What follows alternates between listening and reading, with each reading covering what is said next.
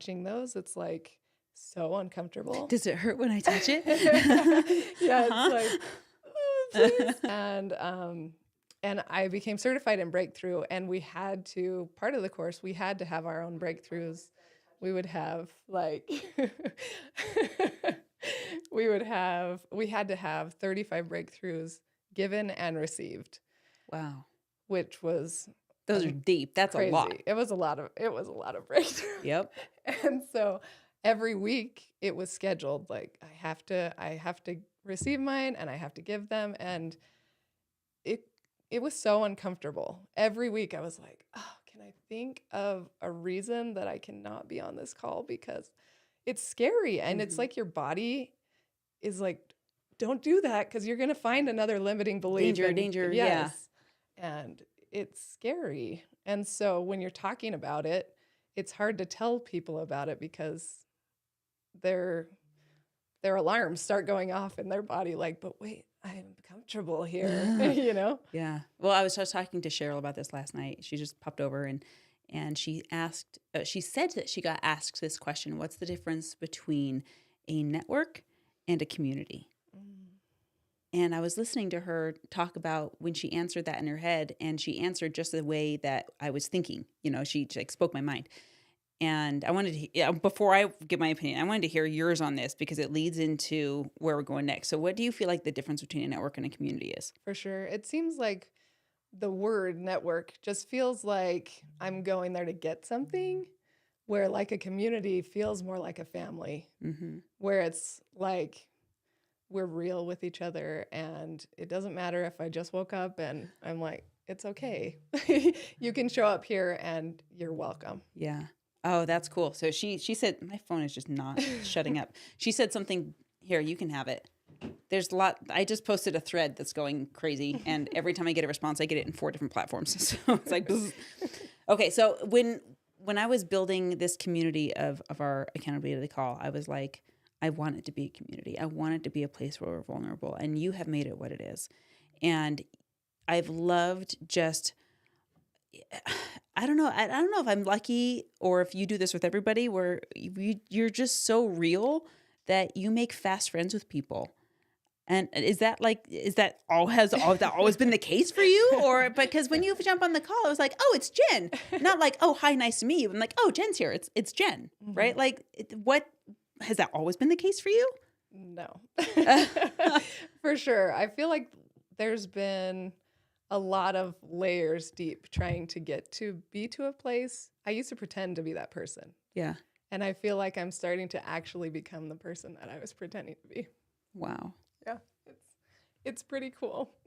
So does this tie in, because you have started a whole company centered around health, and it came from your own health journey, but we've said, everything that we think we know is tied to something that we really need. What made you start your health journey, a health company? Yeah. I struggled with my health all through my life. And, I've had 4 kids and it goes up and down and you ride the roller coaster. And I would get to a point where I was like, I think I got it this time. And then I would just lose it. And what does that mean? Like, where were you on the side of like, what side of health were you on? I was on the side of like, I would just over-exercise and under-eat. And that worked when I was in my 20s. And so it was like, oh, I'll just do what works because that works. And, and it's stupid. It's completely stupid. But it felt like that was the only thing that I could do, And so I rode the roller coaster so many times. And during COVID, I just hit a low. Yeah. And I remember just sitting on my bed one day and just feeling powerless. And I realized in that moment I couldn't do it by myself. And so I asked for help. I just dropped to my knees and I asked for help in that moment. And within 2 weeks, I found a coach that not only taught me a really simple way, but she was doing a form of breakthrough with me, and she helped me go deep on the reasons why I was punishing my body and why I couldn't figure it out, because I was making it this big thing and I was not treating my body like it was a friend. I was treating it as my enemy. And when you're working against your body like that instead of with it, Yeah. obviously it's going to be a lot harder. And it like clicked for me that first that I wasn't my body, that I could serve my body because isn't it funny how easy it is to like want to go and clean somebody else's house, but I hate cleaning my own house. Oh, for real. Ask my teenagers. Oh my gosh. You We know? all struggle with this. I don't want to throw them under the bus. We all struggle with this. For sure. Yeah, and so it's like, oh, like when I separate myself from my body, I feel like, oh yeah, I'm going to serve you and I'm going to take care of you because of you I get to experience this amazing life. So when you hopped on stage, you talked a lot about confidence and the confidence goes. Has your signature keynote kind of evolved, or is that confidence thing kind of the foundation piece to the health journey? How do those blend? Yeah, I think everything in life really starts with confidence. Whether it's just taking the first step or anything in your life, if you can have enough confidence to start something, then you can do anything. Why don't people start things? Like you're taking the stage. Number one scariest place in the world, because the number one fear is public speaking. Yeah. And if that's the number one fear, then that's the scariest place, right? So what put you there? Yeah, I felt called to do it. But most people ignore the call. If they feel called, they're like, it's not for me. I don't know, it's that general feeling, right? So what made you push through that and actually do it? I think the biggest thing is I made a commitment and I started taking action. Like so many people, they talk, and it'll be like, yeah, I'm going to do this thing. And you get all excited about it, but then you stop and you get lost in the weeds like I used to all the time. The wallflower. Yes, like, oh, don't look at me. And, and it's just when you start taking action on little things in the right direction, then your path changes. Like in the beginning, I used to be like, okay, I need to know all the steps, like tell me ABC all the way to Z. But the problem is you start at A and you get to B, but it changes. Like I just made this step, but because I figured that step out, it's not the same thing that I thought the next step after that would be. And Is it so the it's same, evolving. like, is it the same in health? Because when I'm listening to you say this, I'm like, oh, you could say that system about health, about relationships, about anything. And you're right. It just comes back to this whole mindset thing. I really want to hear the story, Jen. I want to get deep on this story of your entire health journey from getting to where you were. And like, give me some metrics. Like how did you know beyond feeling this way that you needed to make a shift in your health? Was it like a body fat percentage? Was it looking at the scale? Was it like pant size? What was it, like anorexia? I want to know, like, let's get real and tell me what it was as much as you're willing to. Of course. And I want to know what took you from not only getting to a place where you love your body and it's healthy and it's performing for you to now I'm teaching other people how to do this, because it didn't just stop with you. So go back to the beginning. Tell me about how you knew that something was not functioning. For sure. When I hit the 200-pound mark, I was like, that was like my red flags are going up. Like, wait, what happened? What happened? And I feel like everybody has their red flag moment. Yeah. When it's like, oh, I'm at the bottom of the barrel or the end of my rope, wherever it is, like you have this awakening, like, whoa, something's wrong. And that was like my wake-up call. When I hit over 200 pounds, I was just like, okay, something's got to change. I got to ask you about this because I'm working on a theory right now. Mm-hmm. Do you think that we decide where our rock bottom is? Mm-hmm. Yeah, for sure. Because it could have been any number for me. For some people, it's 300. For some people, it's 200. Like, it doesn't matter. Yeah. Like, it's just a number. Yeah. And 199 to 201, like 2 pounds. Like, why was that? It's dumb. Why? What was that number not arbitrary for you? That was your rock bottom. And again, I'm thinking about how this is applicable to people not only in their health. We're like, okay, this is the point of intolerability. people with their finances, people with their I don't know, relationships, people with their mission and their goal in life. There's a rock bottom. And the crazy thing is, I think you're right. We do get to decide where it is. And if we're experiencing a sucky life long enough, we have still accepted everything that we're experiencing in a realm of tolerability until we decide it's not tolerable. Okay, so you get on the scale. It says 200 pounds. Then what? Then I was pretty much super depressed. And, doing all the things you do when you're depressed, like, okay, I'm going to go to food and then it just keeps the cycle going. And it was like, stop, you have to change something. And so there's a point that you realize, like, I can't, like, if I had the ability to do it myself, it would already be done.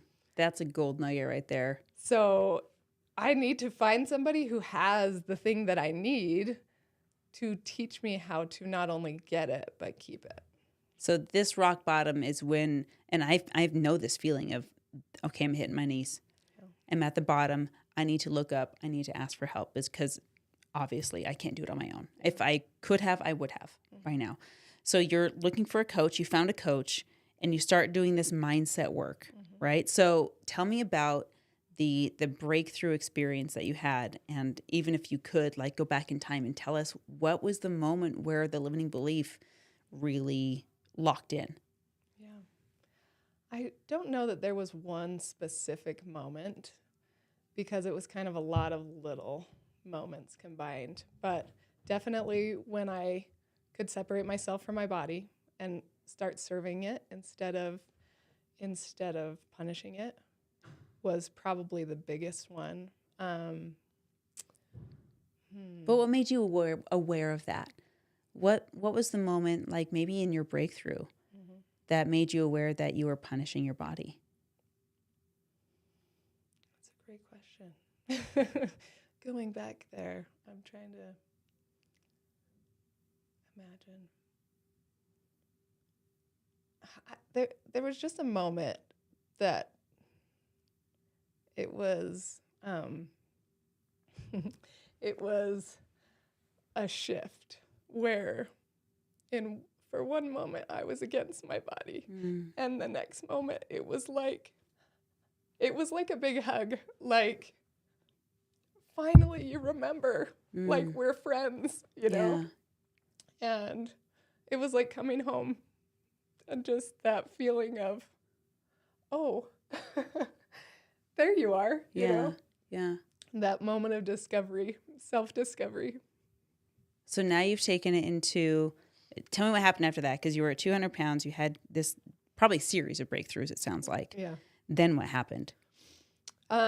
So my first 30 days in this program, I lost 18 pounds. Wow. Over the next 6 months, I lost another 30. And I've been able to maintain that over the last 4 years now. And after... That's a long track record, by the way. It's pretty good. Yeah. It's my longest track record. Yeah. That sounds like permanent behavior, you know, lifestyle. Mm-hmm. For sure. And it was just simple things.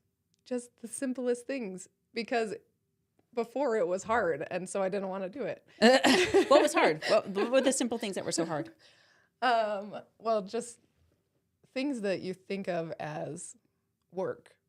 Like, okay, you've got to work out. Like, it was even the words that you use. Like, okay, you've got to track your meals, like track. Like, that's a triggering word for me. Like, workout, like, all the bells are going off. It does not sound fun. And I'm like, every time those words, like, I just want to go eat some ice cream because I'm just,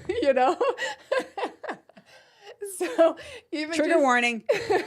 Changing the words that you use for things like that. Like, instead of working out, it was like, let's do 30 minutes of movement, whatever it is, whether that's walking or something that brings you joy, instead of something that you hate, and that was the problem. I was like, well, they say you have to go on the treadmill or whatever, so I'll do that. And I would do it begrudgingly, and I would trudge. Dr. Joe Dispenza talks about a lot of the words that we use and how it programs our body. And we were talking to Tasha about this just a couple days ago, about how when she was under stress, her body would show up under stress and retain things that it didn't need. And when she stopped being stressed, it was like a bunch of weight just shed. And I know that sounds magical, woo-woo, but there's a lot of science behind it when we get back in time to the fight or flight era, and when our bodies felt threatened, like you're saying, you use the word trigger, but when we feel threatened, our body tends to go into preservation mode and preserve and say, you might need these calories later, so we're going to hang on to these. And so when you change the wording and just let your body know, like, no, we're in a realm of safety here. We have a realm of like, this is fun, not just safe, but fun, and I'm enjoying it. Now, it's not like I have to get on the treadmill. What your favorite workout, what is it? Walking. Just walking? Yeah. That's crazy. And then it's even more fun if you bring somebody with you. Yeah. And you're chatting, or like I'll listen to an audiobook while I'm walking, and it's just fun. But you're lifting weights too. I see you every morning. I do love lifting weights. And I used to be so afraid that I was going to like get too bulky. Just try and get too bulky. Ask us how hard it is. It's so funny what you think until you should see Richard's face. You your see him mind, nodding right? back there. We did CrossFit for a long time, and occasionally we'll step back into it. But that you'll hear that from the girls, and it's like they're afraid they're going to get too bulky, and then they see how much work it takes to get bulky. And by the time, if you do get bulky, you get there, you wear that stuff with pride, girl. You're like, yeah. Look at my bulk, and then they go crazy, and then I know, right? I've seen a lot of really, really, really bulky women, but it takes them getting on lots of, I'll call them supplements, and it also like I usually see them on stage in bikini wellness physique competitions, and I asked Richard one day, I'm like, is that how far you want me to go? And he's like, please no. Please no. I want to live. You like bench pressing Richard. If I needed to, I could bench press him, but it's functional fitness. I could. Look at me like that. Buff. She's really buff. Okay, so now you're teaching health. Tell me about that transition. You get healthy, and now what? And then when you find something so magical, you have to share it with people. And it was such a profound change within me that I was just like, oh my gosh, like you have to spread the good word, right? It was like I was my a missionary. testimony. Totally. So when you started doing this, who did I'm sure that you have found clients that are like the perfect client. Yeah. And I'm sure you have found clients that are like, oh, I don't work with you. Mm-hmm. What's the difference? Yeah. That's a great question. I think my very favorite people are just people that are willing to try something new. There's a lot of people that will be like, usually they come around. Even the ones that are like worried, they come around. Are they usually surprised that it's just as much of a mental game as it is a physical game? Yeah, I think that's probably the biggest comment is like, wow, I lost all this weight, but I'm like a completely different person now. And people are like starting businesses and doing all these things afterwards because they find so much confidence in that journey. Yeah. It's really cool. That's awesome. I remember in my weight loss journey, I did several yo-yos. I'm sure you did too. Mm-hmm. I remember when I got to one of my goal weights, I was 113 pounds. I was sitting on the side of a little splash pad riverbank, and I was looking around, and I was like comparing myself to these other women with their other kids. And I was at my goal. That's the thing. Like I had arrived, if you will, but I had not done the mental work. Yeah. And so that I gained a bunch of weight after that. But I remember being there and looking around and realizing that I was still comparing myself to other people, and I was still wishing for what they had and envious and all of these things. And I was like, well, crap, I'm at my goal, but I'm not there. Yep. And sure enough, I gained it all right back after I got off whatever diet I was on. And it wasn't until I did what you were talking about the inner work, as people like to say, as we do one thing, we do all things. Yes. And I think that's true. There are some influencers out there that are challenging that idea. They're like, no, I don't do homework the same as I do breakfast or whatever. And it's because, and I was like, no, I think you're missing the principle, because you treat things you like the same. You treat things you don't like the same. And so you are doing one thing as you do all things, because you have this way of doing the world with your preferences. And when I realized that I was treating my business the same way I was treating my body, I treated everything that was quote unquote important to me the same way. Yeah. And that way was not good. Mm-hmm. And so when I fixed that, I experienced the same thing. Now, a lot of people, gosh, there's this idea that I ascribe to, that I get to have everything I want unless I get something better. Mm-hmm. And so mastering health, mastering public speaking, mastering marriage, and I'm not saying I'm arrived in any one of those areas. I'm still in the realm of mastery. But how did you pick health? Because you could have picked a million different things that you're good at. Why was the health journey the one that you decided to make a business out of? I think it was just the most transformative for me personally. I've done a lot of work, and it feels like kind of like what you're talking about. We really fall to our defaults in areas, and you have to almost work on places like individually, So I've done a bunch of work on relationships. I've done a bunch of work in health and in money, and that health just feels the most empowering to me personally. And I feel like you have to go with what you feel called to. Yeah. How are you finding new clients? Mostly online, just posting things on Instagram, and people find me, and it's pretty cool. Cool. So I call Instagram digital stages, right? Digital stages. So I love digital stages through that. Where do you want your business to go from here? Like, what's the big, hairy, we talk about BHAGs all the time on the call, but what's the big, hairy, audacious goal specifically for your health business? Like the pinnacle moment that you're hoping for. And I have to ask with a word of caution, because I asked this question to Christy and she got it, and then she freaked out and she's like, oh crap, I have to make another one. So like, just be prepared to get it when you say what it is. But where do you see yourself going? Is it having your own like TV series? Is it, coaching Hollywood stars? Is it where do you want to see that go? I think my really big, hairy, audacious goal right now is I want to eventually open a women's retreat center that is like, I can imagine it. It's like half is indoor, half is outdoor, and there's yoga and breath work and breakthrough and anything that you need for your health journey. I want to hear you talk about that way more often, because I remember that you said that and I was like, oh, me too. That's my thing too. We should do it together. Let's do it together. Because I like this with your retreat center. Would you imagine, wanting to do that like a week-long retreat for people, or do they live there, or like how do people partake of this? Yeah, I think probably a week at a time. Mm-hmm. That sounds right. Okay, so they come experience a week at a time. They can come back, I'm sure. Yeah. Here's my next question. How are you doing that already? I'm doing it online. Have you ever thought of like hosting like a women's overnighter? That'd be great. Just it's a small measure of the big dream, but like hosting a weekend or a ladies, I don't know, getaway of some kind. I haven't done it yet, but yes, let's go. I want to do that. Okay. So how do people find you? If they want to work with you, if they love what they're hearing, they love your results and they want the same, how do they find you? They just go to jenkitterman.com. Cool. Okay. jenkitterman.com. You heard it right here. Okay. Any final words? If you had to, if you died tomorrow, God forbid, knock on all the wood, what would be the message that you would want to leave with the entire planet? Love yourself. Just love yourself and see yourself the way that God sees you. He made you on purpose, and it's your job to find that purpose. I love that. Thank you. Yep. Guys, this is Jen. You need to go check her out. We're going to post her link in the show notes. Do you have, I forgot, did you write an ebook yet that we can give to people?